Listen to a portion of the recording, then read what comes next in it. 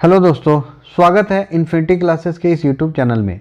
आज के इस वीडियो में हम जानेंगे कि जो केंद्रीय मंत्रिमंडल ने सरकारी नौकरी के लिए जो भर्ती प्रक्रिया में सुधार किए हैं वह क्या है।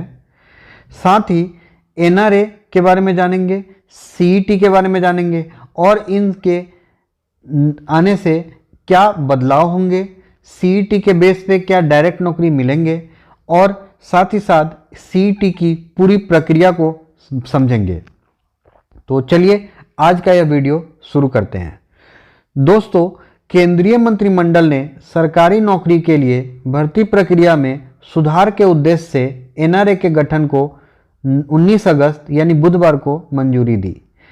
इस संबंध में प्रधानमंत्री मोदी जी का कहना है कि यह एनआरए करोड़ों युवाओं के लिए वरदान साबित होगा। उनके यदि इस कथन के तथ्य की बात करें तो हर साल तकरीबन 3 करोड़ से ज़्यादा युवा सरकारी नौकरी की परीक्षा देते हैं और इन परीक्षाओं के लिए उन्हें एक जगह से दूसरे जगह जाना और अलग अलग परीक्षाओं के लिए अलग अलग फीस देना जैसी समस्या का सामना करना पड़ता है। इस एनआरए से समय के साथ साथ संसाधनों की भी बचत होगी। इस वीडियो में सबसे पहले हम एनआरए को जानते हैं कि आखिर ये एनआरए है क्या। तो एनआरए को नेशनल रिक्रूटमेंट एजेंसी के नाम से भी जानते हैं या फिर आप इसे हिंदी में राष्ट्रीय भर्ती एजेंसी भी कहते हैं। यह एक एजेंसी है जो एसएससी, आरआरबी यानी रेलवे, आईबीपीएस यानी बैंक लेवल के गैर तकनीकी पदों के लिए सभी परीक्षा कराएगी। अब यह प्रश्न उठता है कि क्या यूपीएससी, राज्य स्तरीय परीक्षा और प्राइवेट परीक्षा भी इसमें शामिल है या नहीं। तो एनआरए वर्तमान में ऐसे परीक्षा को शामिल नहीं किया है। हालांकि कैबिनेट मंत्री जितेंद्र सिंह का कहना है कि भविष्य में राज्य स्तरीय परीक्षा भी इसमें शामिल किया जा सकता है। अब हम समझते हैं कि सीईटी क्या है। तो सीईटी को कॉमन एलिजिबिलिटी टेस्ट भी कहा जाता है या फिर इसे हिंदी में साझा पात्रता परीक्षा भी कहते हैं। आइए हम इस सीईटी को कुछ प्रमुख बिंदु के आधार पर समझते हैं। पहला बिंदु है प्रारंभिक स्तर का परीक्षा। बहुत सारे विद्यार्थियों के मन में यह है कि इस सीईटी से डायरेक्ट नौकरी मिलेंगे, पर ऐसा नहीं है। यह एक प्रारंभिक परीक्षा है जो स्क्रीनिंग के लिए प्रयोग होगा, यानी कि इसके बाद भी आपको आगे लेवल के एग्जाम यानी टीयर 2, टीयर 3 जैसे एग्जाम आपको देने होंगे। इसमें कोई बदलाव नहीं हुआ है। इसे एक एग्जाम्पल से समझते हैं। जैसे यदि आपने कभी एसएससी का एग्जाम दिया होगा तो पहले एसएससी में एक टीयर 1 एग्जाम होता था जिसे आप प्री लेवल का एग्जाम बोलते थे। उसके बाद फिर टीयर 2, टीयर 3 एग्जाम होता था। तो जो टीयर 2 और टीयर 3 के एग्जाम होंगे इस सीईटी के आने के बाद भी वो एसएससी द्वारा ही कंडक्ट कराया जाएगा, यानी कि इसमें कोई बदलाव नहीं हुआ है। आप रेलवे के परीक्षा से भी समझ सकते हैं कि जब आप रेलवे का एग्जाम देते हैं तो पहला एक प्री लेवल का एग्जाम होता है, उसके बाद एक मेंस लेवल का एग्जाम होता था। तो जो मेंस लेवल का एग्जाम होता है उसे भी आज के डेट में रेलवे द्वारा ही कंडक्ट कराया जाएगा, उसमें कोई बदलाव नहीं हुए हैं। ओवरऑल यदि मैं बोलूं कि सीईटी इन सभी एग्जाम के लिए बस केवल प्रारंभिक स्तर का परीक्षा कराएगा। ध्यान रखना है यहां पे केवल आप प्री लेवल के एग्जाम यह कंडक्ट कराएगा।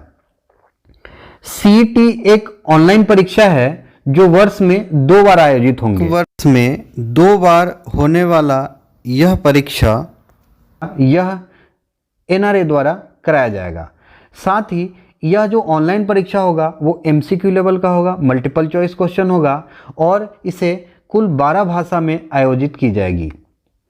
सीईटी में जो प्राप्त स्कोर होंगे वो 3 वर्षों तक वैलिड रहेगा, यानी कि आप पहली बार जो सीईटी का एग्ज़ाम देंगे उस डेट से 3 वर्षों तक आपका वह स्कोर वैलिड रहेगा। इस 3 वर्ष के भीतर आप फिर से एग्ज़ाम देकर अपना स्कोर सुधार सकते हैं, ऐसा प्रावधान है। यदि हम सर्वश्रेष्ठ स्कोर की बात करें तो जो वर्तमान स्कोर होगा, जैसे यदि आपने पहली बार सीईटी एग्ज़ाम दिया और उसमें आप 75% स्कोर किए, एक मैं उदाहरण से समझते इस बात को कि यदि आपने सीईटी के एग्ज़ाम में पहली बार 75% स्कोर किया और जब आपने दूसरी बार उस सीईटी एग्ज़ाम में बैठे तो आपने 80% स्कोर किया, तो इन दोनों परीक्षा में जो बेहतर है, यानी आप जो स्कोर बेहतर किया आप उसे सर्वश्रेष्ठ माना जाएगा और वही वर्तमान स्कोर होगा। यानी कि आपका 80% जो आप स्कोर किए वही वर्तमान स्कोर माना जाएगा। यदि आपने 75% पहले परीक्षा में और यदि आप दूसरे बार परीक्षा में 60% अंक लाते हैं तो भी जो दोनों का बेस्ट है यानी कि 75% को ही वर्तमान स्कोर माना जाएगा। यदि हम प्रयास की बात करें कि कितनी बार कोई एग्ज़ाम दे सकता है, तो प्रयास की कोई अधिकतम सीमा नहीं है। आप इस परीक्षा में अनगिनत बार बैठ सकते हैं। हाँ, ऊपरी आयु की सीमा रखी गई है जो कि पहले जैसा एग्ज़ाम में होता था उस हिसाब से आयु का लिमिटेशन है। अपना स्कोर बढ़ाने के लिए आप इस सीईटी एग्ज़ाम में कई बार बैठ सकते हैं और जो इस सीईटी लेवल का जो स्तर होगा वो 10th, 12th और ग्रेजुएशन लेवल का होगा। इसे आप ऐसे समझे जैसे एसएससी द्वारा 12th लेवल पे के बेस पर भी एग्ज़ाम लिया जाता था, फिर ग्रेजुएशन लेवल पे भी एग्ज़ाम लिया जाता था जिसे एलडीसी या फिर आप सीजीएल के नाम से जानते थे। सेम इसी प्रकार सीईटी में भी इन 3 स्तर पे एग्ज़ाम होगा जिसमें 10th स्तर, 12th स्तर और ग्रेजुएशन स्तर पे होगा। पूरे देश में कुल 1000 परीक्षा केंद्र बनाए जाएंगे और ये परीक्षा केंद्र उन विद्यार्थियों के लिए बहुत आसान होगा जो अपने घर से बहुत दूर जाकर एग्ज़ाम देते थे या फिर जो अपने चॉइस के अनुसार सेंटर यानी परीक्षा केंद्र को नहीं रख पाते थे। हर ज़िले में कम से कम 1 केंद्र होगा, इस बात को का प्रावधान है। साथ ही साथ एक और बात जो यहाँ पे मैं मेंशन कर रहा हूँ कि जो इस सीईटी के प्रमुख सब्जेक्ट होंगे वो क्या क्या होंगे।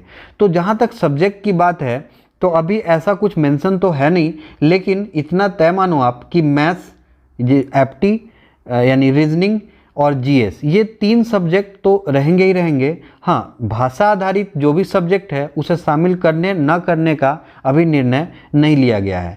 जैसे यदि हम रेलवे की बात करें तो इससे पहले रेलवे द्वारा कोई भी हिंदी या इंग्लिश भाषा के सब्जेक्ट को नहीं लिया गया था, तो इसलिए अभी इस पर निर्णय नहीं लिया गया है।